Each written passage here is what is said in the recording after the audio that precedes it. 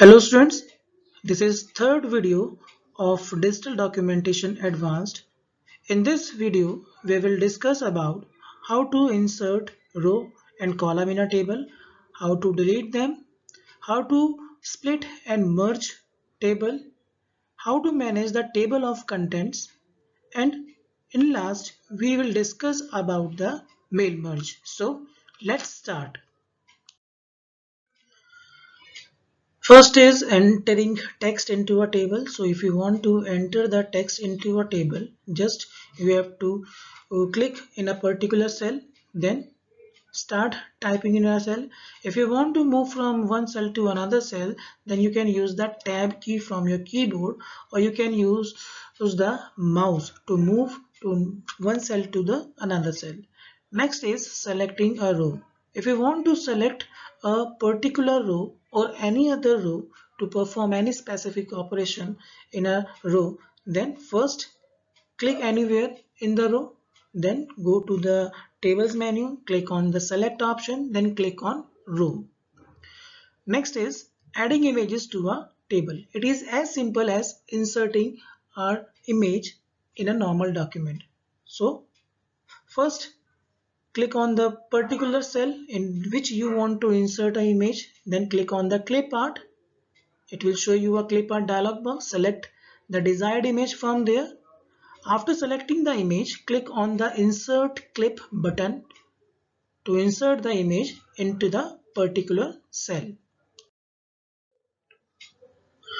Next is inserting rows, columns and cells. So if you want to insert a column into a table, first select the particular column where you want to insert, then go to the tables menu, click on the insert option, then it will again show you a sub menu in which you have to click on the column. When you click on the column option, it will show you a dialog box that is called the insert column dialog box. In insert column dialog box, you have to mention the number of columns which you want to insert, then you have to mention the position where you want to insert. It is before and after. It is before and after regarding the column which you have selected. Then after mention all the things or selecting all the things, press on the OK button. Next is insert a row. If you want to insert a row in a table, then again go to the tables menu, click on the insert option, then again click on the row option. It will show you a dialog box that is the insert rows option. Again here you have to insert the number of rows you want to insert, then mention the position from the selected row, means it is before or after selecting the required option, then afterward click OK. Next is insert a cell. So if you want to insert a cell in a table, select the location where you want to insert a cell, then go to the table menu, click on the insert option, then select cells option. It will show you a cells dialog box. In a cells dialog box, there are four options: shift cells right, which is used to insert a cell in the same row and move the cells to its right. Next is shift cells down. It inserts a cell in the same column and moves the cells below it down. Next is insert entire row. It inserts a row above the selected cell. And last one is click entire column. It inserts a column to the left of the selected cell. Select the required option, then press OK. Next is to delete rows, columns or table. So if you want to delete any of these, first you have to click on the tables menu, then click on the delete option. Here you will find three options: table, rows and column. Then if to delete the columns in which your insertion point, go to the tables menu, then delete, then press column. If you delete the row in which your insertion point is, then again go to the tables menu, click on the delete, then select rows option. If you want to delete a table, then again select the table, go to the tables menu, select delete option, and you have to click on the table option. The table will be deleted completely. Next is formatting text in the cells. So if you want to format the text of the cells, first you have to click on the particular cell which you want to format, then select the text, then click on the format menu and click on the font option. It will show you a toolbar like this. Through this you can change the font type, font size, convert it into bold, italic, underline, change the alignment, etc. Next is formatting images in the cells. If you have insert any type of image in the cells of a table, then you can also format that image. For this, you have to click on the cell in which you have inserted the image, then go to the format menu and click on the format picture option. It will show you the format picture toolbar from where you can add it or you can format the picture. Next is merging of cells. Merging of cells means when you want to make a single cells by combining two or more cells, that is called the merging of cells. So if you want to merge cells, rows or column, first you have to select either cells, rows or columns, then go to the tables menu, click on the merge cells option. Next is the splitting of cells. Splitting of cells means when you want to split the cells into a multiple cells. So if you want to do this, first place your cursor into a particular cell which you want to split. Then go to the tables menu. There you will find the split cells option. Click on this. A cell split cells dialog box will appear like this. Here you have to mention in how many parts you want to split the cell, then specify its direction either horizontally or vertically, or you can specify into a equal proportion, and afterwards select the desired option, then click on the OK button. Next is create and customize table of contents. So first thing is, what is table of contents? Table of contents feature which lets you build an automated table of contents from the headings in your document. So before you start, make sure that the headings in your document are styled consistently. So if you want to use the table of contents in your document, first place the cursor at the point in your document where you want to insert the table of contents. Then from the menu bar, go to the insert menu. Then click on the insert and table option. It will show you a sub menu in which you have to select the index and tables option. And when you click on this option, insert and table dialog box will appear just like this. In insert table dialog box, you will find different attributes, or you can see the different properties. Plus you will find the 5 tabs. First tab is the index and table, which is used to set the table attribute. Next is the entries and styles tab. It is used to format the table entries. Next is the column. This option is used to change the text into the column form. And next is the background tab. It is used to add color or graphics to the table of contents. Next is using the index table tab. Basically it is used to set the basic attributes of the table of contents. So if you want to do this, you have to select the table of contents from the drop down list in the type and title area. After this, from the drop-down list in the create an indexed table, select the entire document. Means if you want to apply on the whole document, then you have to select the entire document from the 4 option. Next, in the create from area, you have to check mark the outline and index marks option. After this, you have to press on the OK button. Adding a title. If you like to add the title to the table of contents, then you have to write the title in the title field under the type and title area. But if you want to delete the title of the table of content, then you have to just remove the text from the title field. Protecting against manual changes. This option is available under the type and title. As you can see here, protect against manual changes. It is used to protect the table of contents from being changed accidentally. If this box is checked, the table of contents can only be changed using the context menu or the insert table index window. Changing the number of labels.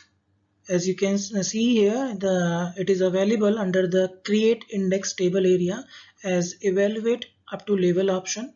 By default, it evaluates 10 labels of heading when it builds the table of content.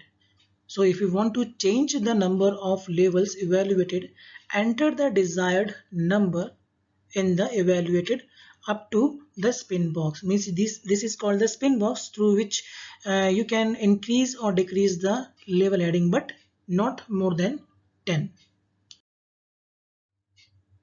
Next is assigning custom style. Custom style option basically is used when the user wants to assign the level of heading according to their need. So if you want to use it, then first of all you have to click on the additional style option under the create from area. When you click on this checkbox, this button will enable, and when you click on this button, a dialog box that is called the assign style dialog box will open in front of you. In this, you have to shift the particular headings at different levels by using this button. Means if you want to move forward the particular heading, then click on it and then start pressing this button. But if you want to shift the heading at the left side, or you can say at the backward side, then you can use this button. After doing all this, if you want to save the changes, then you have to just click on the OK button. Next is using the entries tab. Basically, entries tab is used to format the entries in the table of contents. For each outline label, you can add and delete elements such as chapter number, and you can also apply character styles to the elements. So if you want to use it, click a label number in the label column to select the outline label whose elements you want to format. Each button on the structure line represent one element. First is E hash. E hash button represents the chapter number. E button represents the entry text. The T button represents a tab stop. The hash button represents the page number. The LS button represents the start of a hyperlink. The LE button represents the end of a hyperlink. This option basically is used when you want to create the link between the contents. Means when you click on a particular heading, then it will transfer you to the particular page on which that description is available. Deleting elements. To delete an element from the structure line, just click the button that represents that element and then press the delete key on your keyboard. Next is adding elements. To add an element to the structure line, you have to follow these steps. First, place your cursor in the white field to the left where you want to insert the element. Next, click one of the 5 buttons that are just below the structure line. A button representing the new elements appear on the structure line. Now next is applying character styles. To apply a character style to an element on the structure line, first on the structure line click the button that represents to which you want to apply a style. Means you have to select the particular button on which type of thing you want to apply a character style. Now from the character style drop down list, means this option is available here, select the desired style. Writer applies the selected style to the selected element. Using the styles tab. Basically, the style tabs are used to apply a paragraph styles to the table of contents. you can apply a different paragraph style to each outline label of the table. So if you want to apply a paragraph style to an outline label, you have to follow some steps. First of all, you have to click on the Style tab in the Insert and Index Table dialog box. In this dialog box, you have to click on the particular label in the label column. For example, you have selected the label number 2. Now move to the paragraph style column list. Here you have to select the desired style for the outline label. For example, you have selected content 6. Now by using this button, click on it and it will be applied to the label number 3. Then next is the to remove paragraph style from an outline label. In the label list box, for example, you have applied to the third label, then again you have to click on this. If you want to remove the paragraph style from this label, just you have to click on it, then click the default button from here. Now the paragraph style will be removed from this particular outline label. Using the background tab. Basically, this tab is used when you want to apply the background color or background graphic to the table of content. So if you want to add a color, first select color option from the as drop down list. Now it will show you a color grid from where you can select the desired background for the table of contents. Now if you want to apply the graphic in a background of table of content, now you have to select graphic option in place of the color from the as drop down list. Now you have to click on the browse button under the file area. It will open a dialog box. Now from that dialog box, you have to find the appropriate graphic for the table of content. Select it. Now click on the open button. In the background tab, you have to choose how you want the graphics to be appear in the background of the table of content. As you can see, in the type area, you have three options: positions, area, and title. The position option is used if you want to locate the graphic in the specific part of the background, then you can set through this. Next is the area option. It is used to stretch the graphic so that it fills the entire background area. If you click on this option, means that is called the title. It is used to repeat the graphics across the entire background area.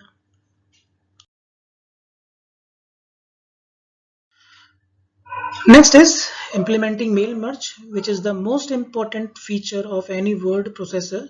Basically, it is used to create a series of same documents with multiple addresses. It is the process of merging the main document with the mailing address of various persons.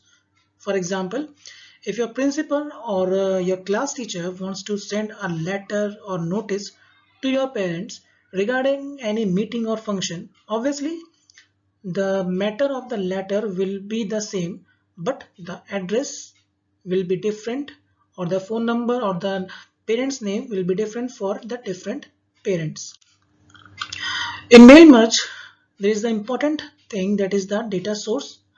A data source is a set of mailing addresses in the form of rows and column, generally called database. The content of the database is in the form of data records. Each row is a record of each person, which contains the various fields such as name, address, PIN code, father's name, mother's name, etc. To create an address book using a spreadsheet or database is little easier, as we use the table format to store the data. Now, steps to create address book by using mail merge wizard. Here we discuss all the steps by using the pictorial representation, or you can say the through with the help of the pictures. Now first of all, you have to click on the tools menu. Here you will find the mail merge option. Click on this. Now it will show you the mail merge wizard dialog box. In the step 1, you will find the various options like use the current document, create a new, start from existing, start from template. Now we have selected the use the current document. Now click on the next button. It will show you the next step, that is the select document type. It will show you two types of document, letter and email message. Here we selected the letter. Now click on the next button. Now in third step, it will show us show the various option to insert a address book. Here we have to click on the select address list button.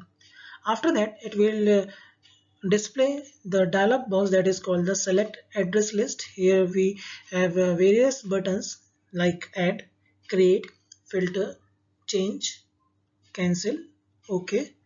Now if we want to create a new list, then we have to click on this button.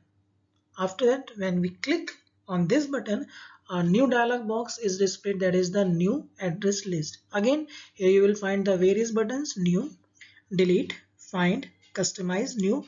For if you want to add the new record, then you have to click on this option every time. If you want to delete a particular record, then you can use this button. If you want to find out a particular record, then you can click on the find button. Next is the customize. If you want to customize the sequence of the address book fields, then you have to click on this. Then we need to customize, then we have to click on this. Now next, after clicking on the customize, you will find the custom address list. Here we can adjust all the fields according to our need by using this upward arrow and the downward arrow. Now click on the OK button. After that, it will show us the dialog box, that is the save as dialog box. To save the list, we have given the list, that is the my list, and the default format of the address list is .csv. Now select the location where you want to save the list, then click on the save.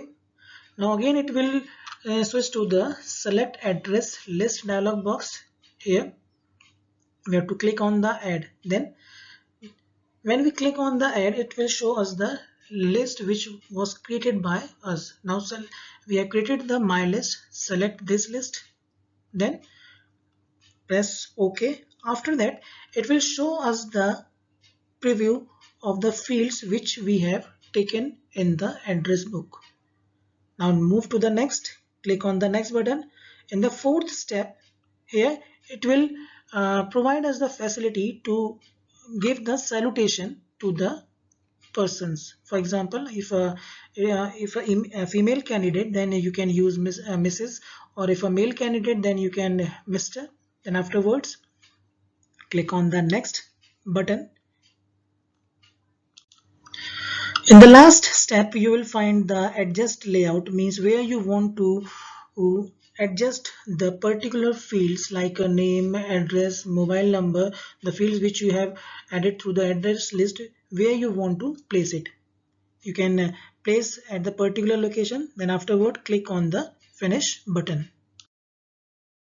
After that, it will show you the preview just like this. Here you can see that the fields which are added by you, and when we generate the mail merge or when we are going to print, then it will show the real names in place of the field's name. Next is preparing for printing. For this, we have to first click on the file menu, then the new option. It will show us a sub menu in which we have to click on the labels option. After that, it will show us the label dialog box. From this, we have to select the various options such as the database, tables, database fields, etc. So let's start and select the database from the drop down list, and here our database is my list. Under the table drop down list, we have to select again the table name, and the again table name is also the same as database name. Next is the database field. This is the field from which we add the field's name to the label text area. For this, click on the drop down list. It will display all the fields name which are added by us. For example, we click the title, then by the help of this button we have to add all the fields in that area. For example, as we have added the title, the next click on this option, it will show the first name. Then click on this button, it will add the first name, then last name, company name, address line 1, address line 2, city, zip code, etc. Then next option is the brand. Here we have to set the paper size on which we want to print the mail merge document. Next we have to mention its type. Now next we have to click on the opens tab. Here we will find the two buttons or the two options, entire page and the single label. Here we select the entire page because we want to print the mail merge document on a single sheet for every student or every person. Now again there is another option, synchronizing contents. Again we have to click on this. Now move to the next tab, that is called the format tab. In format tab we have to specify how we adjust the content of the mail merge document on a paper. So here are the different fields: horizontal pitch, vertical pitch, height and width, margin, that is the left margin and top margin, columns and rows. Now if you want to save these settings, then click on the save button.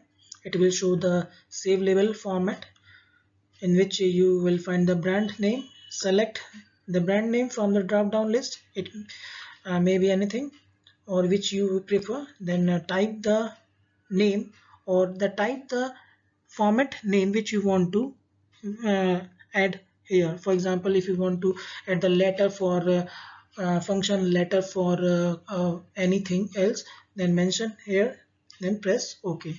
After that we have to move to the mail merge by going to the format, then click on the mail merge option, and then it will show the dialog box like this. From this we have to click on the personalize document. When we click on this, then this option is start creating the document of the mail merge. As we have added 3 records, then it is showing us progress 2 of 3. It means second record has been created out of 3, means first and second has been created, then it is moving to the third one. Now after that it will move to the next step, that is the save, print or send option. Here you will find the various options: save printing document, save merged document, print merged document, send merged documents. Here we have selected the print merge document because if we want to print the mail merge document, then we have to select this option. But currently now we have don't have any printer connected to it, so we have selected the option Microsoft Print to PDF. Then if you want to print all the pages, then select this option. If you want to specify the range, then specify here, then click on the printing document. Thank you.